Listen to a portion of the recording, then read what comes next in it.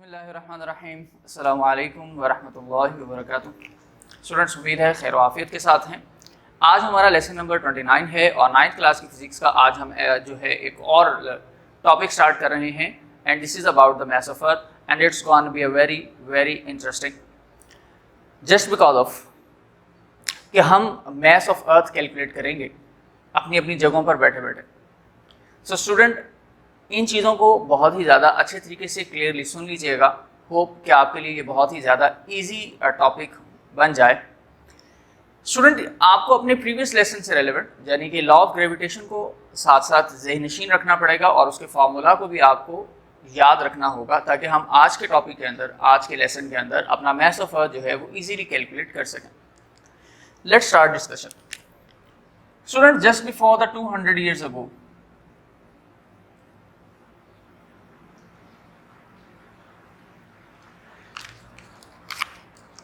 there was a scientist named Cavendish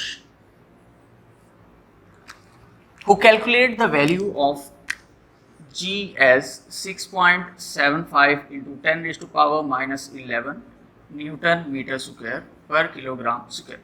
But now different scientists जो हैं उन्होंने different calculation के बाद इसको फाइनली कंक्लूड किया 6.673 into 10 raise to power minus 11 newton metre square पर किलोग्राम स्क्वायर, और अब हम इसी वैल्यू को यूज कर रहे हैं। Student, he is the scientist who firstly major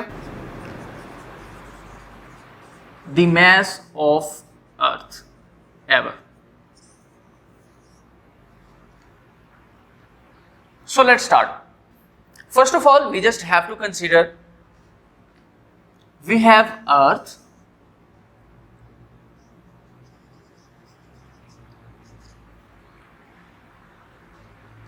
and a mass placed on the surface of the Earth as m. When the gravitational force acting on this mass of the body, it attracts towards its center of the earth.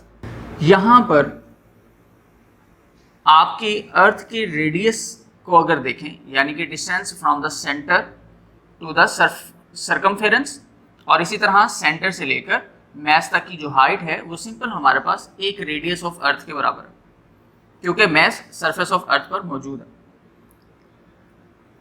Student, यहां पर gravitational force downward act करती है और आपको पता है कि जब भी हमारे पास ग्रेविटेशनल फोर्स किसी मैस पर लगती है तो ये हमारे पास वेट जो है प्रोड्यूस करता है, और ये ग्रेविटेशनल फोर्स थी। तो हम इस फॉर्मूले को ऐसे भी लिख सकते हैं student, F is equal to the weight and weight is equal to mg, यानी इस पर जितनी फोर्स लग रही है वो एग्जैक्टली इसके वेट के बराबर है और वेट हमारे पास mg की वजह से प्रोड्यूस होता है।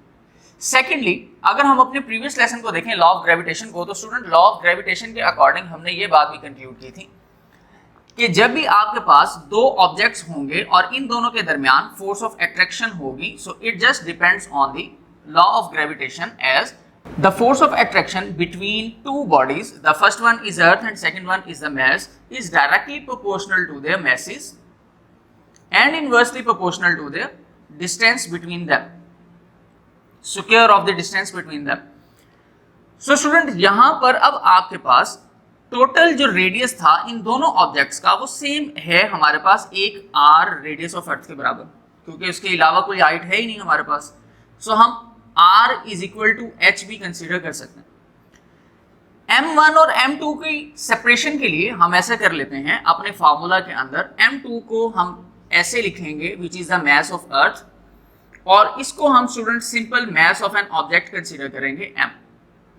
So the formula is gonna be gm me over r square, और हम ये फार्मूला यूज करेंगे। सो ये सिंपल एक्सप्लेनेशन होगी आपकी, जिसके अंदर आप अपने लॉन्ग क्वेश्चन में सबसे पहले नंबर पे ये थोड़ा सा इंट्रोडक्टरी एरिया डिफाइन करेंगे, और इस इंट्रोडक्शन के बाद you just have to explain your diagram as consider the mass m on the surface of earth let the mass of earth be me and radius of earth r, the distance of the body from the center of the earth will also be the radius r. So then after it, according to the law of gravitation, we have the formula as F is equal to g m1 m2 over r square, which describe as the force of attraction between two objects is directly proportional to their masses and inversely proportional to the square of the distance between them. Student यहाँ पर अब आपके पास इतनी सी छोटी सी explanation के बाद mathematical derivation start होती है, और आप मैथमेटिकल डेरिवेशन में सबसे पहले नंबर पे ये पॉइंट देंगे according to law of gravitation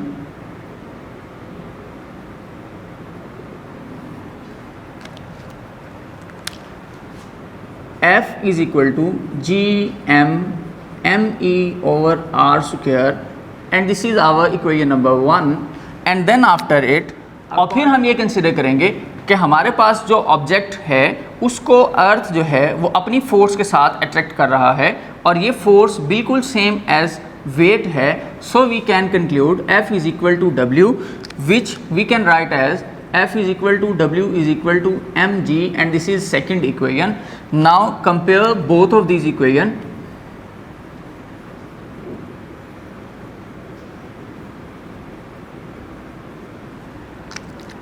And we will get the value as mg is equal to g m me over r square. We just have to find out the mass of earth, so separate the me.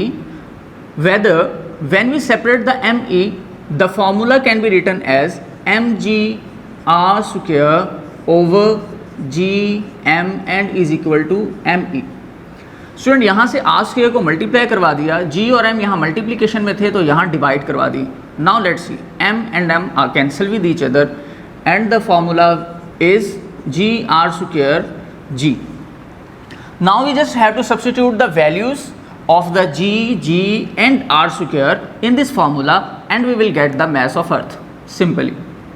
So let's consider the values of these things. The value of g is 10 meter per second square.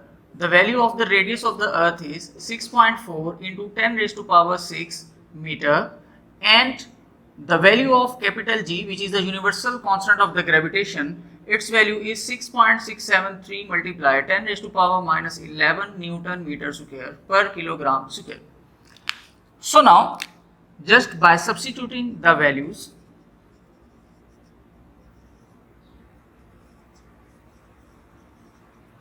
in a formula, we will get the answer as the value of G is 10, the value of R is 6.4 into 10 raised to power 6 and whole square, and then divided by the value of G, which is 6.673 multiplied 10 raised to power minus 11, and it is equal to mass of earth. So student यहाँ पर सबसे पहले number पे आपको 6.4 into 10 raise to power 6 का whole square find out करना है. इसको मल्टीप्लाई करवाना है 10 के साथ. जो आंसर आएगा उस आंसर को स्टूडेंट आप डिवाइड करवाएंगे इस वैल्यू के साथ, and then you will get the answer of the mass of earth is 6.0 into 10 raise to power 24, and the unit of mass is kg. So this is a very simple and the answer of the mass of earth. So उम्मीद है student कि आपको ये सारी की सारी बातें clear हो चुकी होंगी, ये चीज़ें आपको समझ आ चुकी होंगी. बहुत ही ज़्यादा आसान टॉपिक था, उम्मीद है सारा का सारा क्लियर हो गया होगा. हम ये डिस्कस कर लेते हैं कि हम इसके अंदर वैल्यूज़ किस तरह से लिखेंगे. सबसे पहले आपको एक इंट्रोडक्शन देना है, एक्सप्लेनेशन देनी है, and then mathematical derivation simply, और आपका ये लॉन्ग क्वेश्चन जो है वो कंप्लीट हो जाएगा. नेक्स्ट लेक्चर तक के लिए इजाज़त दीजिए. अल्लाह हाफिज़.